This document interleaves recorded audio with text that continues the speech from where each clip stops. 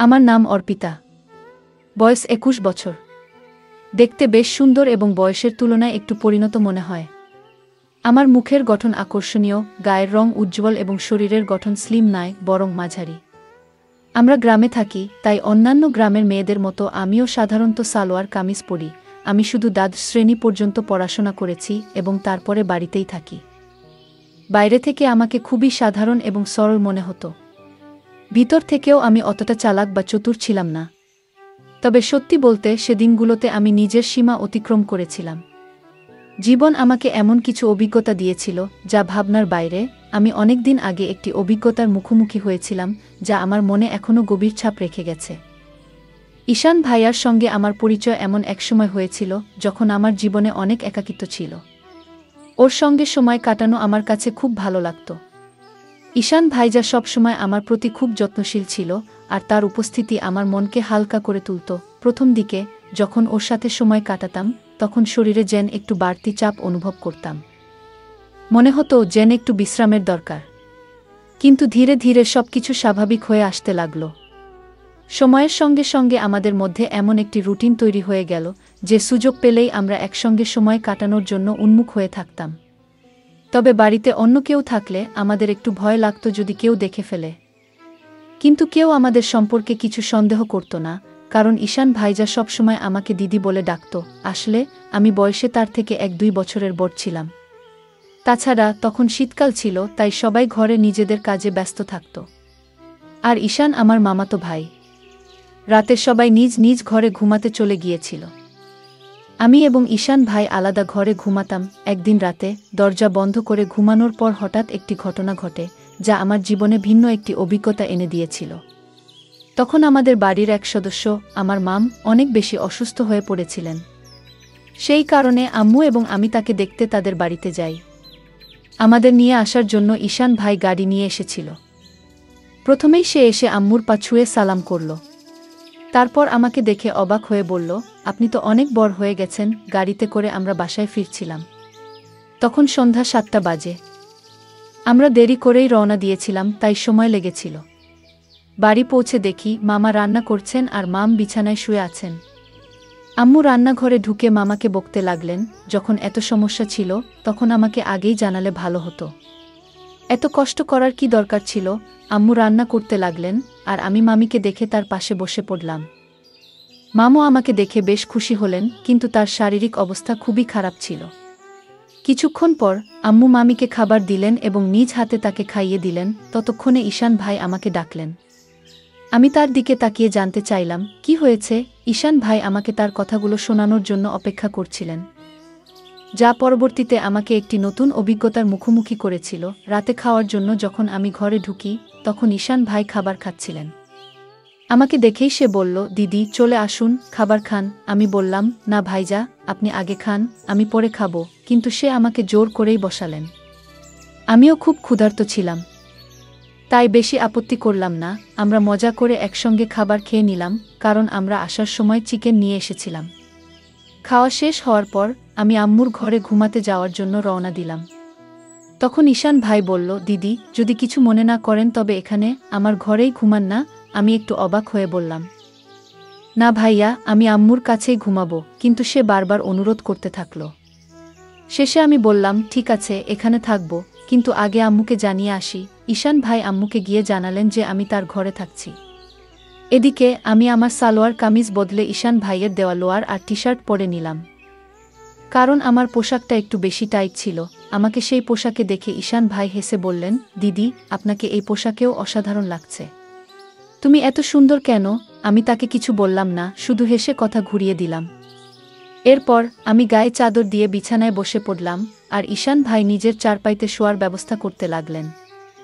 তখন আমি বললাম, ভাইজান বিছানাতেই ঘুমিয়ে পড়ুন, এখানে অনেক জায়গা রয়েছে। খাওয়া দাওয়ার পর ঈশান ভাইও চাদরের মধ্যে এসে বসে পড়লেন। ঈশান ভাই ছিলেন খুবই হাসি খুশি এবং মজার মানুষ। তিনি মজার কথা বলে আমাকে অনেকক্ষণ হাসালেন। কথা বলতে বলতে কখন যে রাত 11টা বেজে গেল এবং কখন যে আমি ঘুমিয়ে পড়লাম বুঝতেই পারিনি। সকালে ঘুম ভেঙে দেখি ঈশান ভাই আমার চুল নিয়ে খেলা করছেন। আমাকে দেখে তিনি হাসি মুখে বললেন, গুড মর্নিং দিদি, ঘুম কেমন হলো? আমি হাসতে হাসতে বললাম, খুব ভালো হয়েছে ভাইজা। তারপর আমরা দুজন চাদরের মধ্যে বসে চা খেতে শুরু করলাম। সেই সময় আম্মু আমাদের জন্য গরম গরম চা নিয়ে এসেছিলেন। সকালটা খুবই ঠান্ডা ছিল, তাই চাদরের মধ্যেই চা খাওয়া হলো। ঈশান ভাই তখন বারবার আমার দিকে তাকাচ্ছিলেন। আমি হাসি মুখে জিজ্ঞেস করলাম, কি ভাইজা, এমন করে তাকিয়ে আছেন কেন? তিনি মজা করে বললেন, আপনার চোখ দুটো খুব বড় এবং সুন্দর। সত্যি বলতে দিদি, আপনার চোখের দিকে তাকালে মন ভালো হয়ে যায়। আমি মজা করে তাকে জিজ্ঞেস করলাম, সকালে আমি যখন ঘুমিয়েছিলাম তখন তুমি কি করছিলে? তিনি একটু হেসে বললেন, কিছু না দিদি, আপনার চুল ঠিক করছিলাম। ঈশান ভাই দেখতে বেশ সুদর্শন ছিলেন। তার মুখে তখনও দাড়ি-গোঁফ আসেনি। তার ত্বক খুবই পরিষ্কার ছিল এবং আমার চেয়ে সামান্য কম লম্বা ছিলেন। তার এমন কিছু আচরণ মাঝে মাঝে আমাকে একটু অবাক করত। সকালটা বেশ ব্যস্ততার মধ্যে শুরু হয়েছিল। আম্মু ঘরের কাজকর্ম নিয়ে ব্যস্ত ছিলেন আর মামা কাজের জন্য তৈরি হচ্ছিলেন। আমি আম্মুর কাজে সাহায্য করতে লাগলাম। এর মধ্যেই মামা খাবারের প্যাকেট নিয়ে কাজে বেরিয়ে গেলেন। আমার সকালে স্নান করার অভ্যাস অনেক দিনের, তাই প্রতিদিনের মতো আমি স্নান করতে বাথরুমের দিকে যাচ্ছিলাম। কিন্তু আমি জানতাম না যে ঈশান ভাইও এই সময় স্নান করেন। বাথরুমের দরজা খোলার সঙ্গে সঙ্গে আমি লজ্জায় লাল হয়ে গেলাম এবং দ্রুত নিজের ঘরে ফিরে এলাম। ঈশান ভাই তখন স্নানে ব্যস্ত ছিলেন। তার মুখে সাবান ছিল এবং তিনি আমাকে দেখতেও পাননি। কিন্তু আমি এতটাই লজ্জা পেয়ে গিয়েছিলাম যে সেই দৃশ্য বারবার আমার মনে ভেসে উঠছিল। আমি ঘরে বসে নিজের মতো করে কিছু একটা ভাবছিলাম আর একা একাই হাসছিলাম। ঠিক তখনই ঈশান ভাই স্নান সেরে ঘরে এলেন। আমাকে একা একা হাসতে দেখে তিনি মজা করে বললেন, কি হলো দিদি, আজ তো বেশ খুশি লাগছে। ঈশান ভাইয়ের কথা শুনে আমি একটু চুপ হয়ে গেলাম এবং বললাম, না ভাইজান, তেমন কিছু না, আপনার কথাই ভাবছিলাম। তিনি ফোন চালাতে চালাতে পাশে বসে বললেন, আমার ব্যাপারে এমন কি ভাবছিলে যে এত হাসি পাচ্ছে? আমি একটু হেসে বললাম, না ভাইজান, থাক, এটা বলার মতো কিছু নয়। কিন্তু ঈশান ভাই তখন জিদ ধরে বসলেন, না দিদি, বলো না। না বললে আমি ভুল কিছু মনে করব। তখন আমি বললাম, প্লিজ ভাইজান, এটা নিয়ে আর কিছু ভাববেন না। এরপর আমি তাড়াতাড়ি উঠে স্নানে চলে গেলাম। স্নান শেষে আমি নিচে হাফ প্যান্ট আর টপ পরে ফিরলাম। তখনও ঈশান ভাই সেখানেই বসেছিলেন। স্নানের সময় আমি চুলও ধুয়েছিলাম, তাই ঘরে ফিরে চুল শুকোচ্ছিলাম। মজা করার জন্য আমি জেনে বুঝেই পানি একটু ঈশান ভাইয়ের দিকে ছিটাচ্ছিলাম। এটা দেখে হঠাৎ ঈশান ভাই উঠে দাঁড়ালেন এবং আমার চুল ধরে আমাকে বিছানায় বসিয়ে দিলেন। তার আচরণে আমি রাগ করে উঠে বললাম, এটা কি হচ্ছে ঈশান? রাগের বশে আমি তার হাতে একটি মৃদু আঘাত করলাম। এরপর ঈশান ভাই কোনো কথা না বলে চুপচাপ ঘর থেকে বেরিয়ে গেলেন। তার এই আচরণে আমিও কিছুটা হতবাক হয়ে গেলাম। আমার মনে খুব আফসোস হচ্ছিল যে হয়তো আমাকে এটা করা উচিত ছিল না। কিন্তু আমি জানতাম ঈশান ভাই যা করতে যাচ্ছিলেন তাতে যদি আমি তাকে থামাতে কোনো পদক্ষেপ না নিতাম, তবে হয়তো তিনি থামতেন না। এরপর আমি তাড়াতাড়ি নিজের চুল ঠিক করলাম এবং গোসল করে আম্মুর কাছে চলে গেলাম। আম্মু শুধু মামির কথা ভাবছিলেন। তিনি ওনার জন্য ওষুধ দেখিয়ে দিয়েছিলেন, গোসল করিয়ে দিয়েছিলেন এবং খাবারও প্রস্তুত করে রেখেছিলেন। তখন আম্মু বললেন, তাড়াতাড়ি ঈশানকে ডেকে আনো। সে গরম গরম খাবার খেয়ে নিক, পরে খাবার ঠান্ডা হয়ে যাবে। আমিও জানতাম যে ঈশান ভাই আমার উপর রেগে আছেন। যখন আমি তাকে ডাকতে গেলাম, দেখলাম তিনি ছাদের উপর আছেন। ঈশান ভাই ছাদের উপর বসে ফোনে কিছু দেখছিলেন। আমি পেছন থেকে ডাক দিলাম, ভাইয়া, নিচে চলে আসো। আম্মু খাবারের জন্য ডাকছেন, কিন্তু তিনি কোনো উত্তর দিলেন না। তখন আমি আরও কাছে গিয়ে তার কাছে সরি বলতে লাগলাম, ভাইজা, দয়া করে আমাকে ক্ষমা করে দাও। রাগের মাথায় এমনটা করে ফেলেছি। তবু তিনি চুপ করে থাকলেন এবং আমাকে উপেক্ষা করতে লাগলেন। আমি আরও কাছে গিয়ে তার হাত ধরে বললাম, ভাইজা, ভুলটা শুধু আমার নয়, তোমারও। তুমি আমার চুল এত জোরে টেনে ধরেছিলে, তাই আমার রাগ উঠে গিয়েছিল। এতে এত রেগে থাকার কি হলো? প্লিজ রাগ ভেঙে ফেলো। এটা শুনে ঈশান ভাই রাগ করে তার হাত সরিয়ে উঠে দাঁড়ালেন। আমার চোখে পানি এসে গেল। আমি প্রায় কান্নার স্বরে বললাম, ভাইজা, প্লিজ এতটাও রাগ করো না। যদি সেই চড়ের কথাই হয় তাহলে একটা নয়, আমাকে দুটো চড় মেরে দাও। কিন্তু এমন চুপচাপ থেকো না। আমার চোখে পানি দেখে তিনি ধীরে ধীরে বললেন, আচ্ছা ঠিক আছে, কেঁদো না। তুমি কাঁদলে মোটেও ভালো লাগবে না। কিন্তু তোমার হাত তোলাটা ঠিক হয়নি। ঠিক আছে, এবার চলো খাবার খাই। আমি আবার বললাম, তুমি আগে বলো যে তুমি আমাকে মাফ করে দিয়েছ। ভাইজা হেসে বললেন, এই যে, এবার থামো।